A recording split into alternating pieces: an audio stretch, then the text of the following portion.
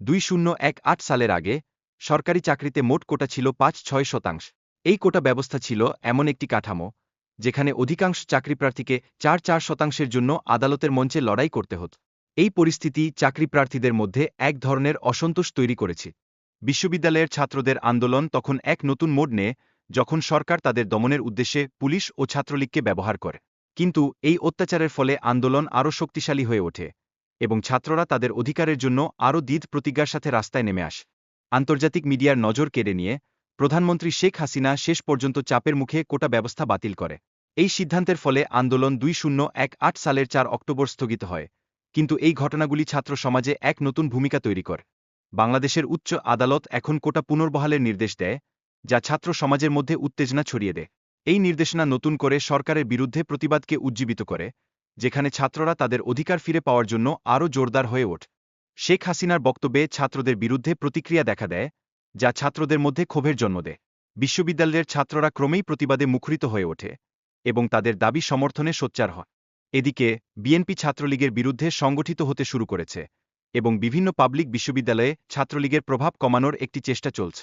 ছাত্রদের সংগঠনগুলো ঐক্যবদ্ধ হয়ে প্রতিরোধ গড়ে তোলার জন্য নিজেদের প্রস্তুত করছে। শিক্ষার্থীরা শান্তিপূর্ণভাবে আন্দোলন করলেও সরকারি বাহিনী তাদের উপর হামলা চালায়। পরিস্থিতি খণ্ড খণ্ড সংঘর্ষের মধ্য দিয়ে দেশের বিভিন্ন স্থানে অবনতির দিকে চলে যায়, যেখানে ছাত্রদের আন্দোলনের ক্ষেত্রে একটি টানাপোড়েন দেখা যায়। আবু সাঈদের হত্যার ভিডিও সামাজিক মিডিয়ায় ছড়িয়ে পড়ে, যা আন্দোলনকে আরও উস্কে দেয়।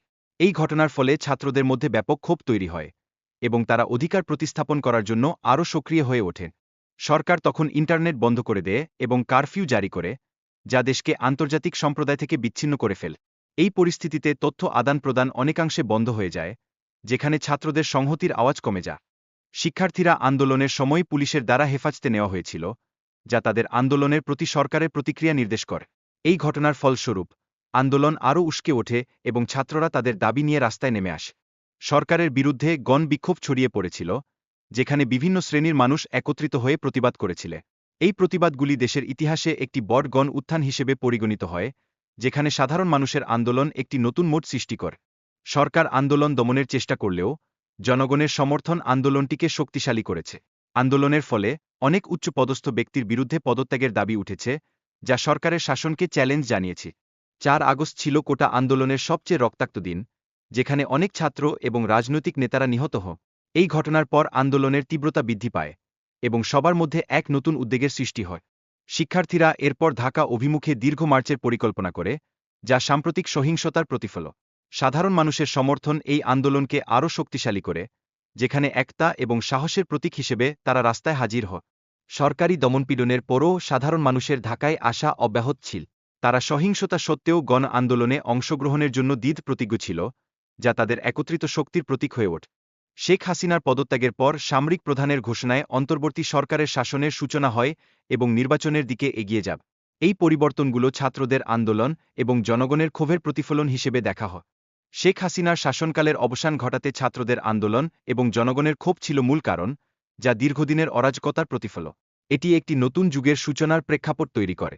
জনগণের মধ্যে জাগ্রত নতুন স্বাধীনতা এবং এর রক্ষায় যুব সমাজের ভূমিকা অত্যন্ত গুরুত্বপূর্ণ হয়ে উঠেছে।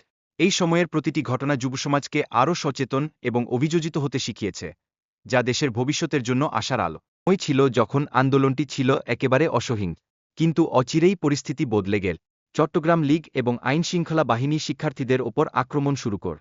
যে শান্তিপূর্ণ আন্দোলনটি ছিল, তা সহিংসতার বিরুদ্ধে দাঁড়ানো একটি যুদ্ধে পরিণত হল। এই সহিংসতার ফলস্বরূপ ছাত্র আন্দোলন তাদের দাবি নিয়ে সামনে এগোতে থাকে। তারা সরকারকে পতনের আহ্বান জানাতে সফল হয়। তবে শেখ হাসিনার সরকারের বিরুদ্ধে কোটা সংস্কারের মাধ্যমে এই আন্দোলনটি মাত্র 3-6 দিনের মধ্যেই বাধা পায়। এই সময়ে আন্দোলন নতুন স্লোগানগুলো তৈরি হতে শুরু করে, যা তাদের দাবির ভাষাকেও পরিবর্তিত করে। শিক্ষার্থীদের ওপর আক্রমণের ফলে তীব্রতা বাড়তে থাকে, বিশেষ করে আবু সাঈদের মৃত্যুর পর। বিভিন্ন বিশ্ববিদ্যালয়ের ছাত্ররা একত্রিত হয়ে প্রতিবাদের কণ্ঠস্বর তুলে ধরছে। তাদের স্লোগানগুলো সমাজের বৈষম্য এবং অন্যায়ের বিরুদ্ধে অবস্থান নেওয়ার একটি শক্তিশালী পরিচায়ক হিসেবে কাজ করছে। বঙ্গবন্ধু শেখ মুজিবুর রহমানের আদর্শে অনুপ্রাণিত হয়ে এই ছাত্র আন্দোলন চলছে।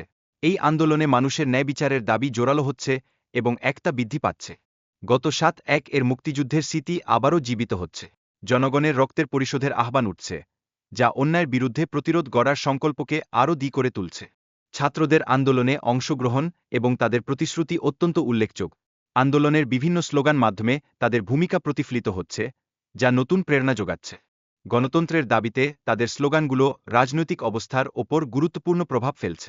এই স্লোগানগুলোর মধ্যে জনতার ক্ষোভ এবং হতাশা স্পষ্টভাবে প্রতীকী হয়ে উঠেছে। অতীতের আন্দোলনের স্লোগানগুলো বর্তমান আন্দোলনের প্রেক্ষাপটে সম্পর্কিত। ব্রিটিশ শাসনকালে বন্দে মাতরম স্লোগান নিষিদ্ধ ছিল, যা ইতিহাসের একটি অবিচ্ছেদ্য অংশ হয়ে আছে।